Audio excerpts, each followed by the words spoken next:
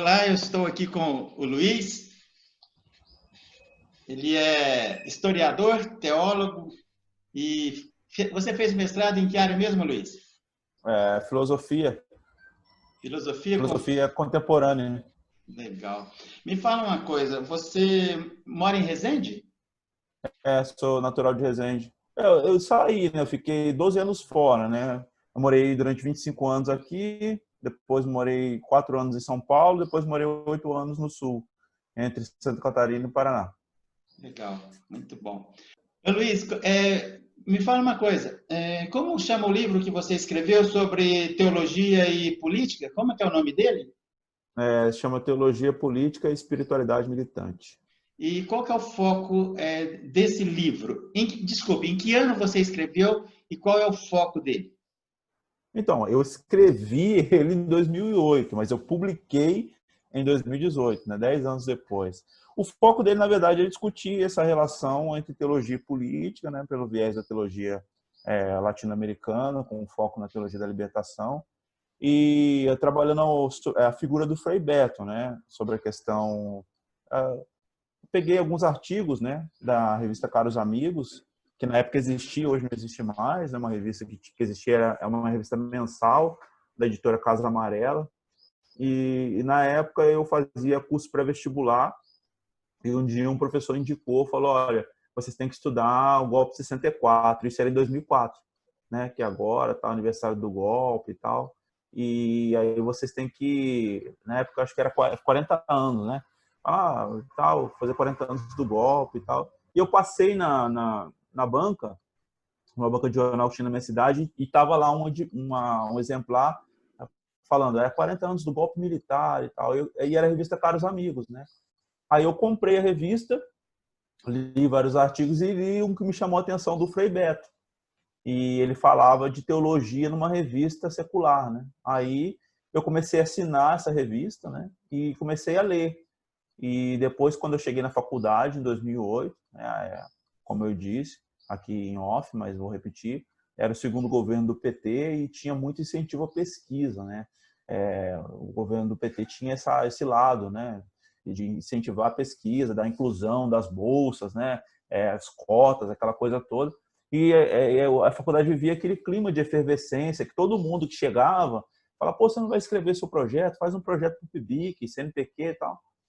E aí eu cheguei com um professor, que eu até dediquei esse livro a ele, né? O professor Cláudio Oliveira Ribeiro, e ele falou, olha, por que você não faz tal, tal, tal? E eu tinha falado dessa ideia, e ele me ajudou, né? E aí eu fiz projeto, ganhei uma bolsa, né? Da FAPESP na época, Fundação de Amparo à Pesquisa do Estado de São Paulo. Desculpa, Luiz, na época você fazia história ou teologia?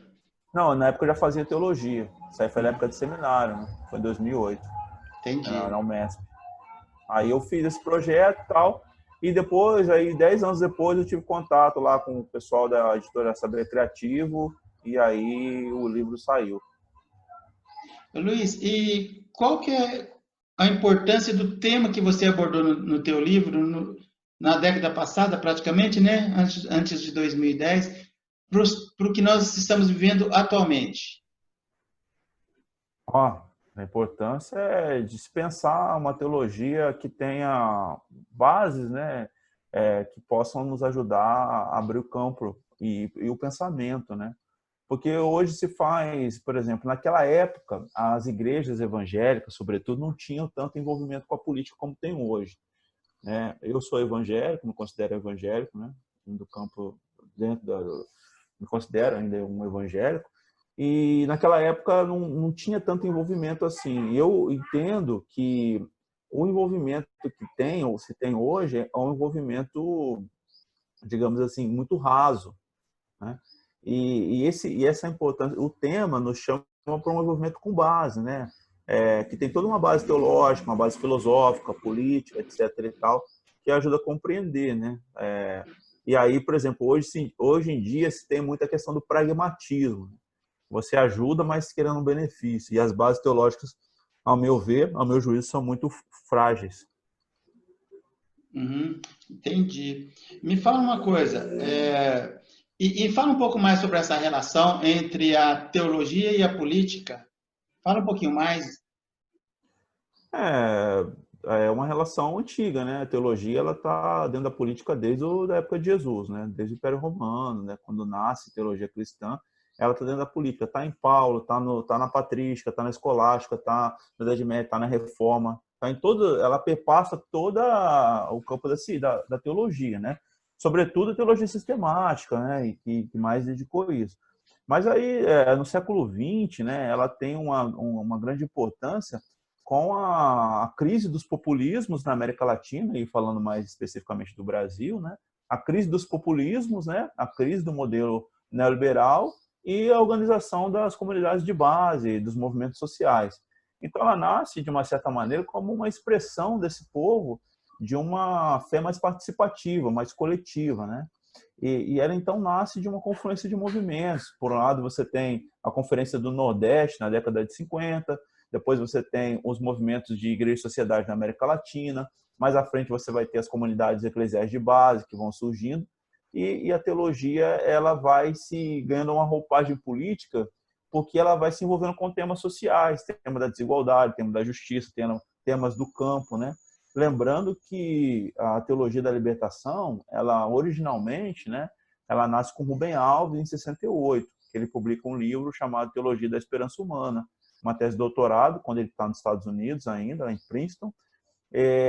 Então, aí, 68, nós estamos falando de um Brasil ainda que estava saindo de uma estrutura rural, tentando se modernizar.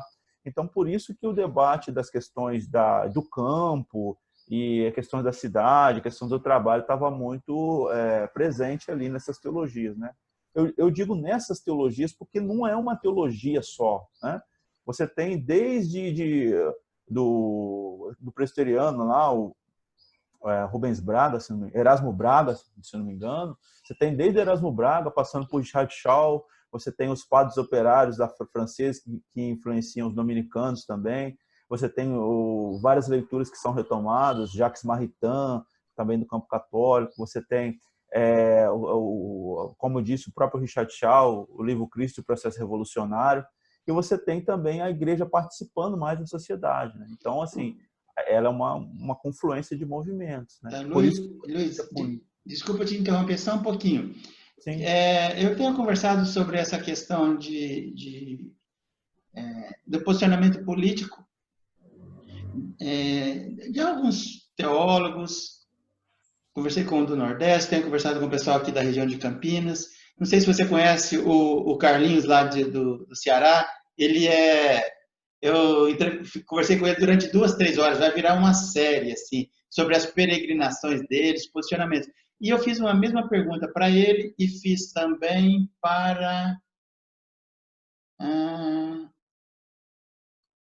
a Regina da editora, sobre o livro dela. Ela escreveu as teologias latino-americanas e eu conversei com ela sobre as teologias. E eu fiz a mesma pergunta e eu vou fazer para você também. Porque eu pretendo depois editar, e essa pergunta eu vou fazer uma mescla com os três, como se eu estivesse batendo papo com os três no mesmo vídeo. Até que ponto você entende que a política pode ser trabalhada no púlpito? Que tipo de política e de que forma? Tá, é uma questão bem delicada, né? Até que ponto ela pode ser trabalhada? Eu acho que até o ponto que ela envolva a vocação pública das pessoas, tá? Não partidarizando, né? Não partidarizando. Não partidarizando, porque quando entra o partido já tem esse nome, né? Partido. Então ele não tá a serviço de um coletivo em si. O partido significa de parte. Então, quando você está falando de uma vocação pública, no coletivo, no plural, que tem um interesse comum, um bem comum, aí você pode falar de política. Agora, a partir do momento que você partidariza e dicotomiza ou tricotomiza, aí eu acho que você perde a discussão.